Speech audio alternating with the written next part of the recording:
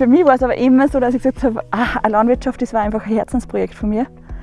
Und ich hätte das voll gern. Und es hat sich dann insofern ergeben, als wir das da das ständig ein Fleckchen Erde da, wo meine Eltern gekriegt haben. Das haben wir geerbt praktisch und dann haben wir da wieder die Landwirtschaft jetzt aufgebaut.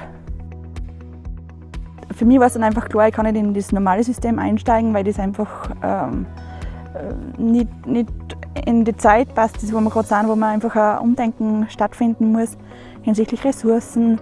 Wie gehen wir mit den Viechern um? Was konsumieren wir auch? Und dann haben wir uns halt überlegt, was tun wir? Und da war dann der Gedanke für Urlaub am Bauernhof, der ist dann einfach sehr nahe gewesen und das ergänzt sich auch total gut. Für mich war das dann voll super, weil da ist von der Landwirtschaftskammer ist die Irmgard gekommen, die hat die Erstberatung gemacht. Das war schon voll spannend, voll interessant und auch voll von den rechtlichen Sachen, von den verschiedenen wirtschaftlichen Aspekten.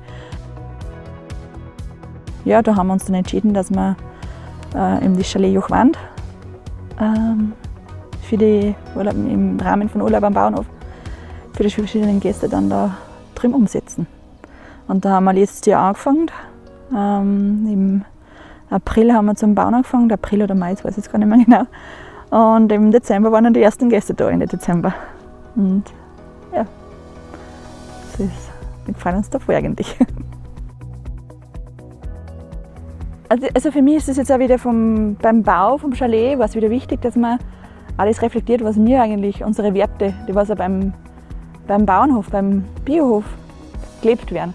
Und es ist auch unser privates Haus, das haben wir auch aus Massivholzwänden, also aus dem Köhler natürlich, da kommst du nicht drum und um, dass du einen Beton hast, aber wir haben Massivholzwänden, wir haben die Lärchenschalung draußen einfach, die geölt ist, wir haben drinnen einen Lehmputz, weil es einfach wieder den Umgang mit den Ressourcen wieder in den Vordergrund hebt und diese ökologische Bauweise.